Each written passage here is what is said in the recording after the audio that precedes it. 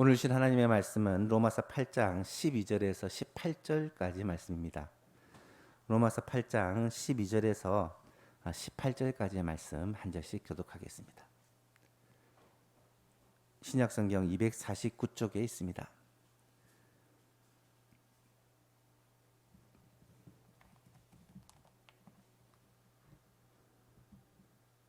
12절부터 한 절씩 교독합니다.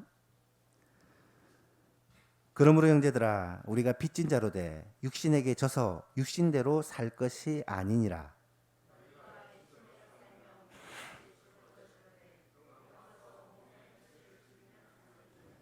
무릇 하나님의 영으로 인도함을 받는 사람은 곧 하나님의 아들이라.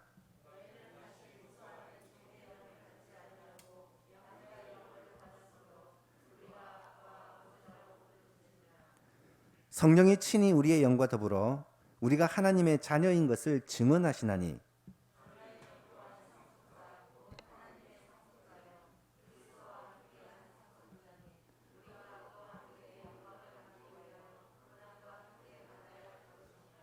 함께 있습니다.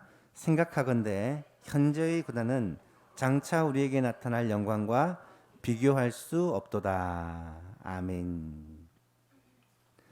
2022년은 회복이라는 주제를 가지고 우리가 함께 달려오고 있습니다.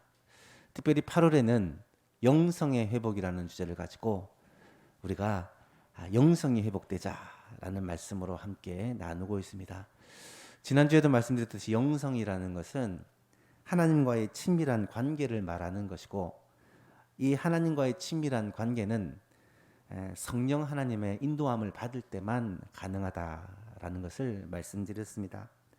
따라서 영성의 회복이라는 것이 어떻게 이루어지느냐, 우리가 성령 충만을 받고 성령이 우리의 삶을 인도하실 때 우리는 영성의 회복을 맛보고 누릴 수가 있다라는 것이죠.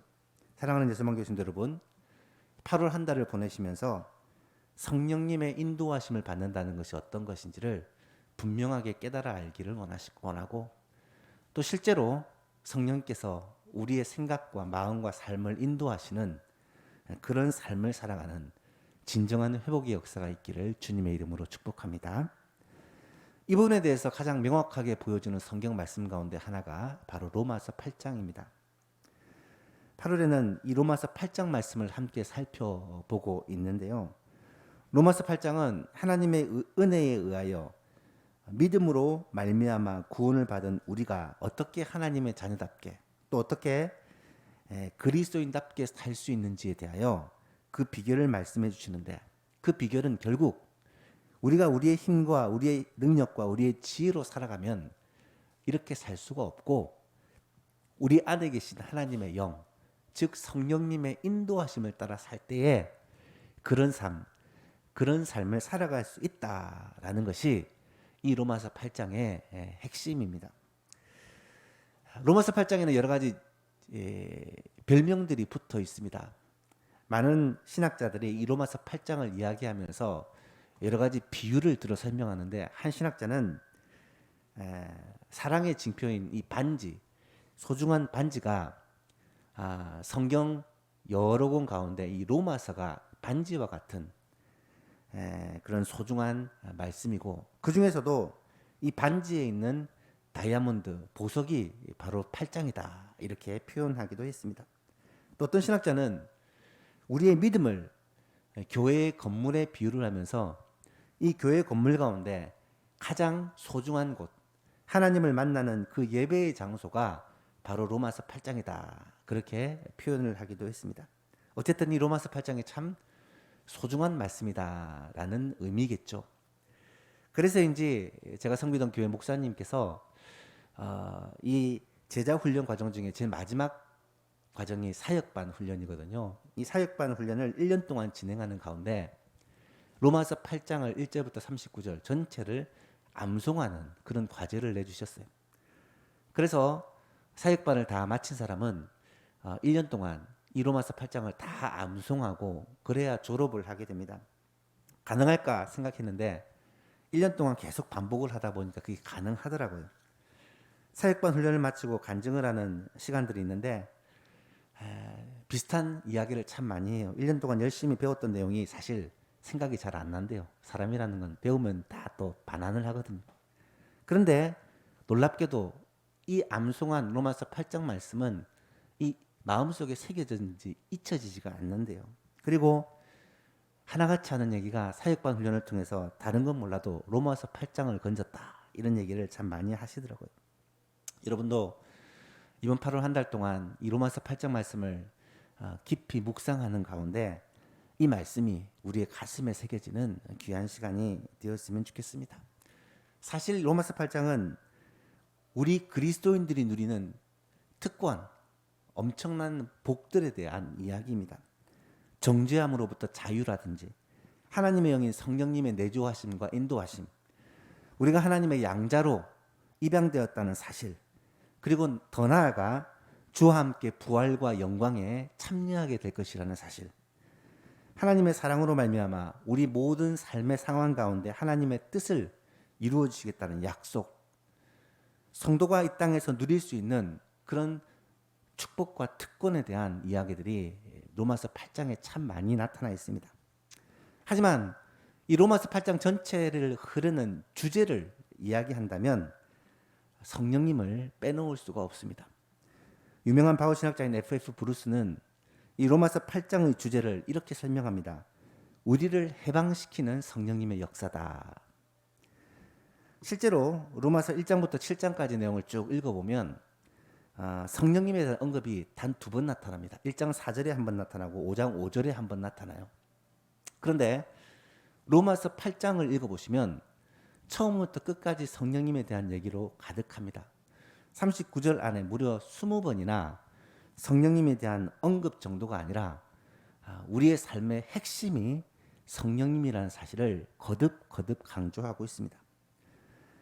지난주에 우리는 1절에서 11절 말씀을 읽어보면서 성령 안에서 누리는 자유에 대해서 우리가 살펴보았습니다.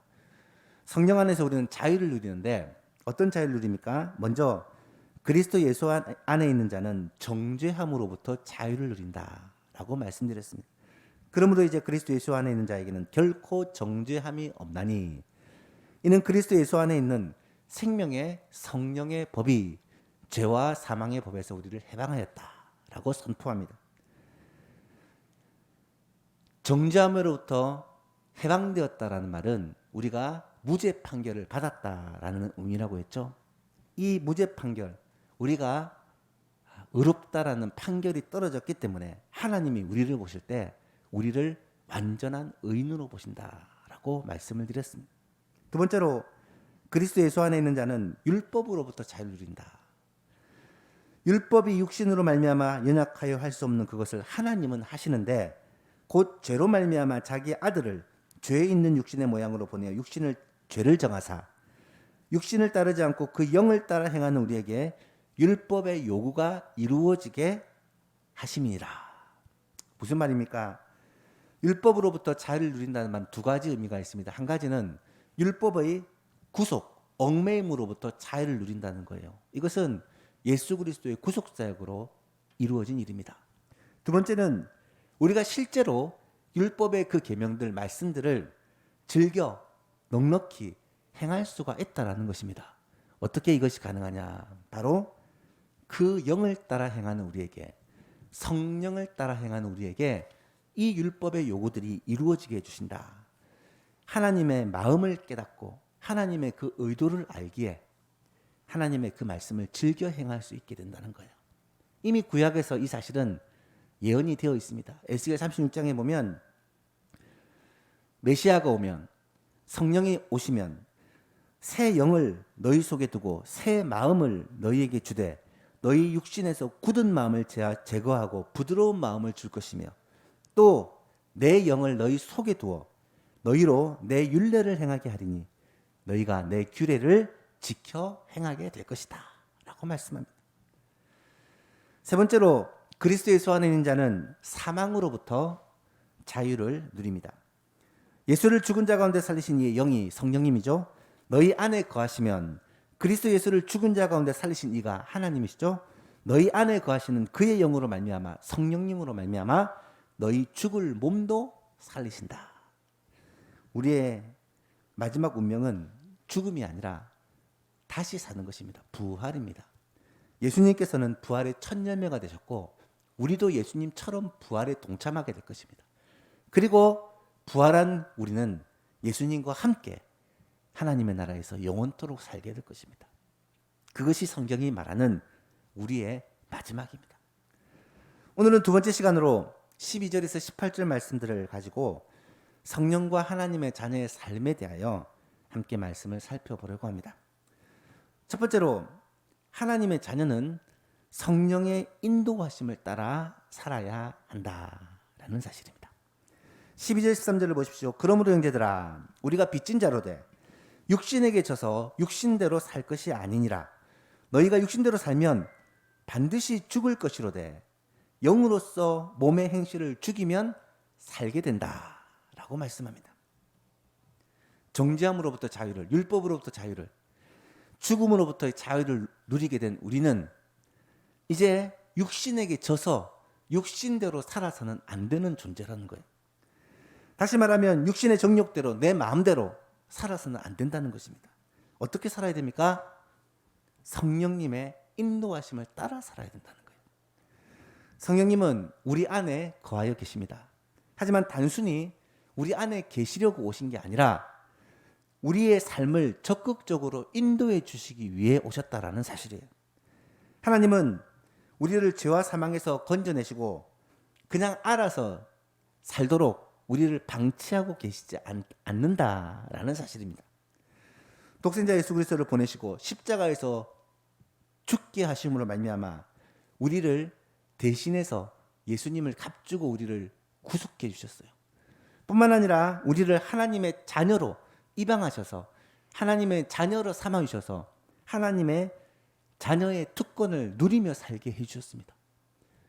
예수 그리스도를 값주고 구속한 그 영혼을 하나님의 자녀 삼아 주신 하나님의 자녀들을 그냥 방치하고 내버려 두시겠습니까? 결코 그렇지 않습니다. 아무렇게나 살아가도록 방치하는 게 아니라 우리 안에 친히 오셔서 우리의 마음과 생각과 삶을 주장하시고 인도하시고 하나님의 뜻대로 살도록 도와주신다는 거예요. 이걸 성도의 견인이라고 신학적으로 설명을 합니다. 하나님이 이스라엘 백성들을 애굽의 바로의 손에서 건져내셨습니다. 광야에서 그들을 구름 기둥과 불 기둥으로 인도해 주십니다. 여러분 생각해 보세요. 그 애굽의 바로의 손, 세계 최강대국 애굽의 그 바로의 엄청난 억압으로부터 건져내 주셨으면 이제 가나안 땅은 네가 알아서 그냥 가라, 찾아가라. 그렇게 할 법도 한데 하나님은 그들이 알아서 그의 앞길을 개척하도록 놓아두신 것이 아니라 광야 40년 동안 사람이 살 수 없는 그 광야에서 낮에는 구름기둥으로 밤에는 불기둥으로 더위와 추위를 극복할 수 있도록 도와주셨고 또 하늘에서는 만나가 내리고 또 공중에서는 메추라기가 날아들어서 그들을 먹이시고 입히시고 그들을 보호하시고 인도해 주셨다는 거예요. 어차피 광야는 길이 없지 않습니까? 길이 없는 곳에 어떻게 가나안 땅을 찾아갈 수 있겠습니까? 하나님께서 그들을 이 구름기둥 불기둥으로 일일이 인도해 주신 거예요. 길잡이가 되어 주신 것입니다. 이스라엘 백성들을 인도한 이 구름기둥과 불기둥은 오늘 우리 성도들에게 있어서 무엇을 의미하느냐? 성령의 인도하심을 의미한다라고 말할 수 있습니다. 이미 구원받은 하나님의 자녀, 하나님의 백성들에게 이 세상에서의 그 삶의 길을 인도하기 위해서 성령님이 함께 해주셔서 우리의 구름 기둥이 되어주시고 우리의 불 기둥이 되어주신다는 거예요. 그래서 우리는 성령의 인도하심을 따라 살 때 성도다운 삶, 그리스도인다운 삶을 살 수가 있다는 것입니다. 그래서 오늘 본문은 이 세상에 두 사람이 존재한다는 거예요. 하나님의 영을 인도하심을 따라 사는 사람과 육체와 본성의 욕망을 따라 사는 사람이 그 두 부류입니다. 로마서 8장에서는 이것을 육신을 따르는 사람과 영을 따르는 사람이라고 소개합니다. 5절과 6절을 보십시오. 육신을 따르는 자는 육신의 일을, 영을 따르는 자는 영의 일을 생각하나니 육신의 생각은 사망이요 영의 생각은 생명과 평안이니라. 여러분 어떤 사람입니까? 육체의 본성과 육체의 욕망을 따라 살아가는 육신을 따르는 사람입니까? 아니면 성령님의 인도함을 따라 살아가는 영을 따르는 사람입니까? 육신을 따르는 자와 영을 따르는 자는 그 차이가 무엇을 생각하느냐에 따라 차이가 난다고 말하죠. 육신을 따르는 자는 육신의 일만을 생각하는 자입니다. 영을 따르는 자는 영의 일을 생각하는 자라는 거예요. 육신의 일과 영의 일은 과연 어떤 일일까? 갈라디아서 5장에 보면 이것을 명확하게 구별해 주고 있습니다. 육체의 일은 분명하니 곧 음행과 더러운 것과 호색과 우상숭배와 주술과 원수 맺는 것과 분쟁과 시기와 분냄과 당짓는 것과 분열함과 이단과 이런 투기와 술 취함과 방탕함과 또 그와 같은 것들이라 전에 너에게 경계한 것 같이 경계하노니 이런 일을 행하는 자는 하나님의 나라를 유업으로 받지 못하느니라. 반면 영의 일은, 하나님의 일은, 성령의 일은 뭐냐? 오직 성령의 일면은 사랑과 희락과 화평과 오래 참음과 자비와 양성과 충성과 온유와 절제니 이와 같은 것을 금지할 법이 없느니라. 여러분, 우리의 생각이 너무너무 중요합니다. 육신의 일만, 세상의 일만 생각하면 육신의 사람이에요. 돈만, 세상 즐거움만, 성공만, 세상에서의 그 성공만을 생각하며 살아가면 육신의 사람이에요. 하지만 영을 따르는 사람은 다르다는 거예요. 영의 일을 생각한다는 거예요. 영의 일을 생각한다는 것은 항상 기도만 하고 항상 전도만 하고 사는 것을 말하는 것이 아닙니다. 일상생활을 합니다. 돈을 법니다. 직장생활을 합니다. 그러면서도 하나님을 생각하는 거예요.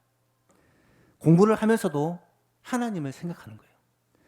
바쁘고 분주한 삶 속에서도 늘 하나님을 생각하고 하나님의 영광을 위해 사는 거예요. 뭘 선택할 때마다 예수님은 어떻게 하실까? 하나님이 뭘 기뻐하실까? 생각을 하는 거예요. 왜냐하면 우리 안에 성령님이 계셔서 우리를 인도해 주고 계시기 때문이라는 것입니다. 오늘 본문에서는 이어서 놀라운 말씀을 하십니다. 14절 15절에 보니까 무릇 하나님의 영으로 인도함을 받는 사람은 곧 하나님의 사람이라. 너희는 다시 무서워하는 종의 영을 받지 아니하고 양자의 영, 아들의 영을 받았으므로 우리가 아빠, 아버지라고 부르짖느니라. 아빠라는 말은 아버지를 친근하게 부르는 표현입니다. 헬라어로 아바라는 표현이에요. 아버지라고, 하나님을 우리 아버지라고 부른다는 거예요.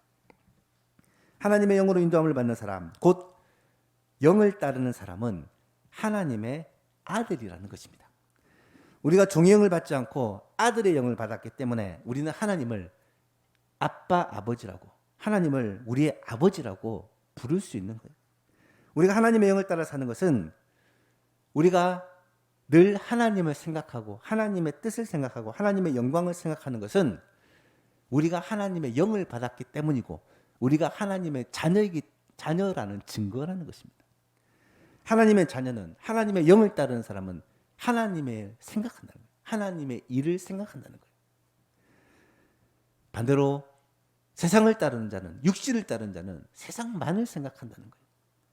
사랑하는 예수만교 예수님 여러분, 하나님의 자녀가 된 우리는 성령님의 인도하심을 받고 살아가야 된다는 사실을 꼭 기억할 수 있기를 바랍니다.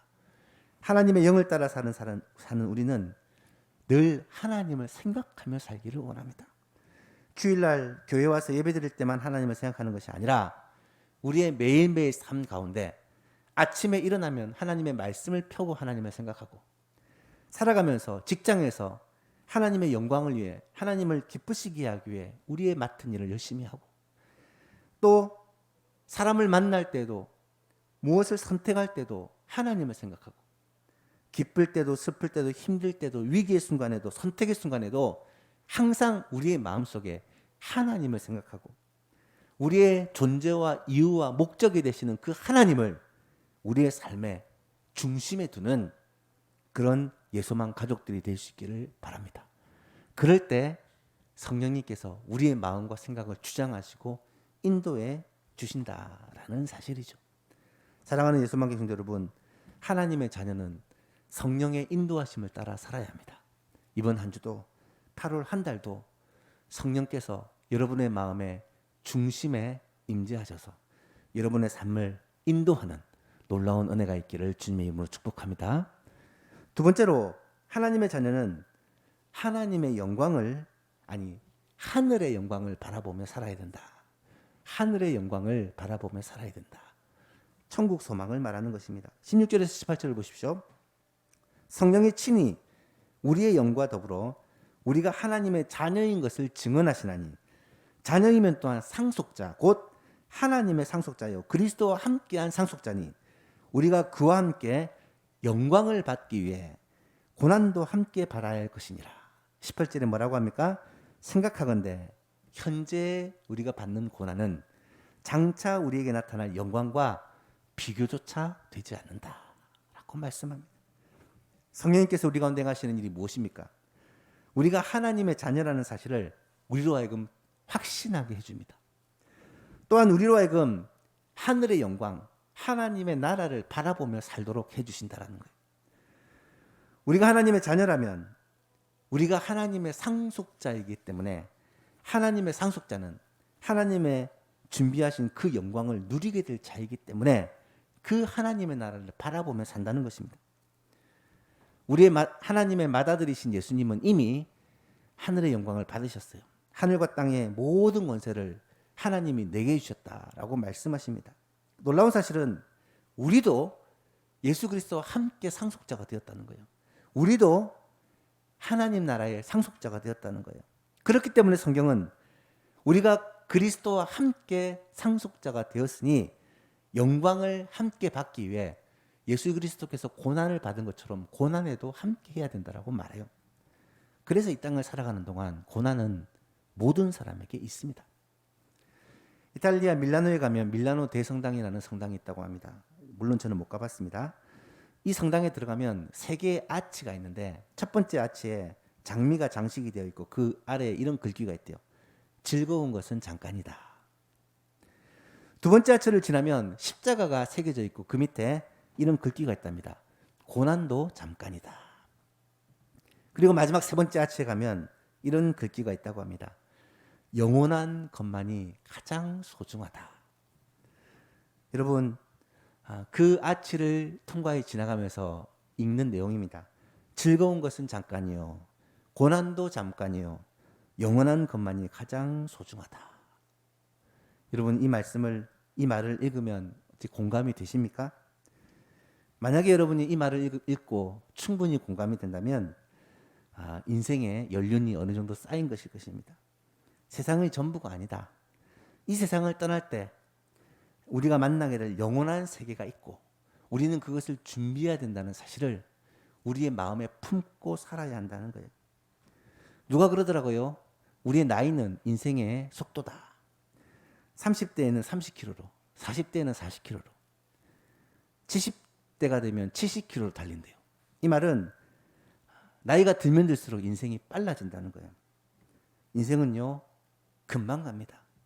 잘 생각해 보면 얼마 남지 않았어요. 저도 벌써 반백년을 지났습니다.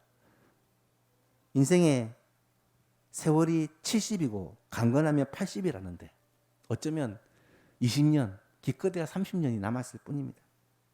그러면 우리는 어떻게 살아야 될까요? 하늘의 소망을 두고 살아야 합니다. 하늘의 영광을 보며 살아야 됩니다. 우리의 본향은 이 땅이 아니라 하나님의 나라라는 사실을 기억하며 살아야 돼요. 그렇다면 하늘 소망을 가지고 산다는 것이 과연 무엇을 말할까? 2가지만 살펴보고 말씀을 마치려고 합니다. 첫 번째로 우리가 이 땅에서는 나그네임을 기억하며 살아야 합니다. 빌립보 3장 20절에 그러나 우리의 시민권은 하늘에 있는지라. 시민권이라는 건 우리가 시민이라는 증명서죠. 우리는 서울 시민입니다. 그런데 우리의 진짜 시민권은 하늘에 있대요. 우리는 천국 시민권자예요. 시민권이 하늘에 있다는 말은 다르게 표현하면 이 땅에서의 삶은 나그네 삶이라는 거예요. 지금 우리는 여행 중이라는 말입니다. 이 땅에서 영원토록 살 것이 아니라 잠시 잠깐 이 땅에 살다가 다시금 우리의 본향으로 돌아갈 자라는 말이에요. 여러분, 여행을 다닐 때 제일 중요한 게 뭡니까? 일단은 짐이 가벼워야 돼요. 짐이 많으면 고생을 많이 합니다. 이 땅에서 삶도 마찬가지입니다.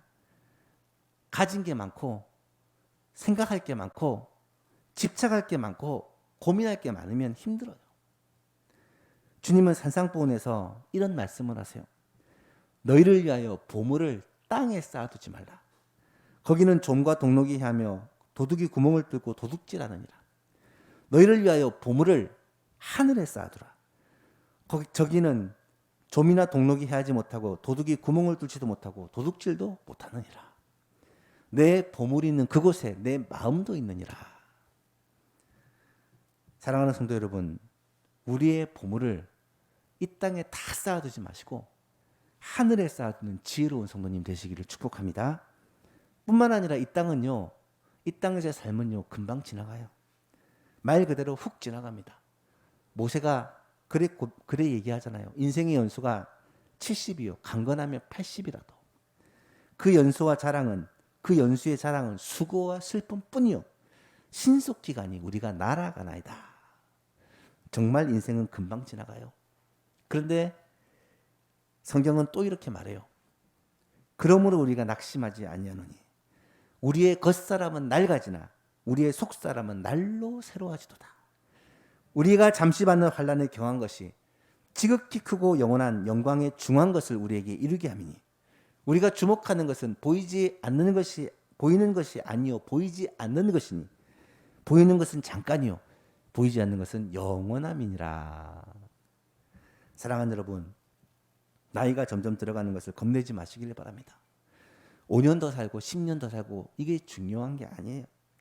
이 세상을 떠나면 우리 모두에게는 너무나도 영광스러운 하나님의 나라가 기다리고 있다는 사실입니다. 따라서 이 땅에서 행복하게 사는 비결이 무엇이겠습니까? 영원한 본향 하늘나라를 바라보고 사는 거예요. 이 땅은 안식처가 아니라 영원히 거할 우리의 집이 아니라 잠시 지나가는 여행이요 나그네 길이라는 거예요. 우리는 돌아갈 본향이 있습니다. 영원한 안식처가 있습니다. 오늘도 내일도 이 영원한 하나님의 나라를 바라보며 천국을 소망하며 사시는 예수만 가족들 될 수 있기를 축복합니다. 마지막으로 하늘 소망을 가지고 산다는 말이 무슨 말이냐?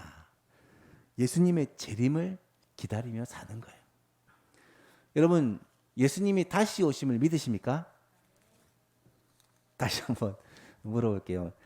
예수님께서 다시 오신다는 사실을 여러분 확신하십니까? 그렇다면 다시 한번 질문을 해보겠습니다. 주님이 언제 오셨으면 좋겠어요? 빨리 오셨으면 좋겠어요? 나중에 오셨으면 좋겠어요?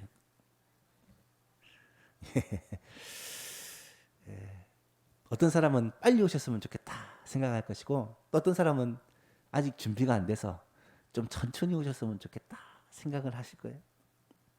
여러분, 주님은 왜 다시 오실까요? 첫 번째로 주님이 오셨을 때는 구속주로 오셨어요. 우리를 죄와 사망의 권세에서 건져내시기 위해 오셨습니다. 그런데 주님이 두 번째 오실 때는, 다시 오실 때는 심판주로 오신다는 거예요. 계시록 19장을 보면 주님이 이 땅에 다시 오시면서 뭘 하냐면 주님의 편에 선 성도는 어린 양의 혼인잔치에 함께 참여하게 돼요. 하나님이 예배하신 그 나라를 상속받게 되는 거예요. 반면 세상은 하나님의 진노의 심판을 받게 됩니다. 무서운 하나님의 심판이 기다리고 있어요. 그렇다면 주님이 다시 오시는 그날 과연 어떤 일이 벌어질까요? 성경에서는 이 일에 대해서 참 많이 이야기를 합니다. 데살로니가서 4장에 보면 주께서 호령과 천사장의 소리와 하나님의 나팔 소리로 친히 하늘로부터 강림하시리니 그리스도 안에서 죽은 자들이 먼저 일어나고 그 후에 우리 살아남은 자들도 그들과 함께 구름 속으로 끌어올려 공중에서 주를 영접하게 하시리니 그리하여 우리가 항상 주와 함께 있으리라. 그리스도 안에서 먼저 죽은 자들은 예수님처럼 부활에 다 동참하게 된대요. 그리고 그때 살아있는 자들은 변화된대요. 그래서 함께 하나님이 예비하신 하나님의 나라에서 항상 주와 함께 있는 이 영광을 누리게 된답니다.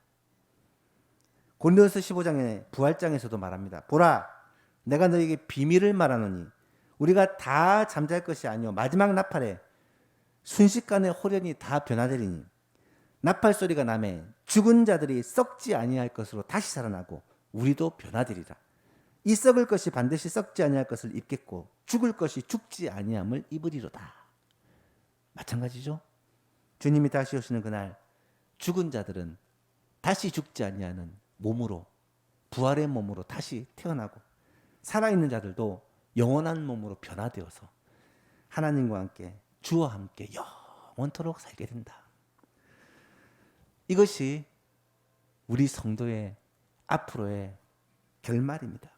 사랑하는 예수망교 성도 여러분, 어디를 바라보면서 사시겠습니까? 단순히 이 땅만을 바라보면서 사시겠습니까?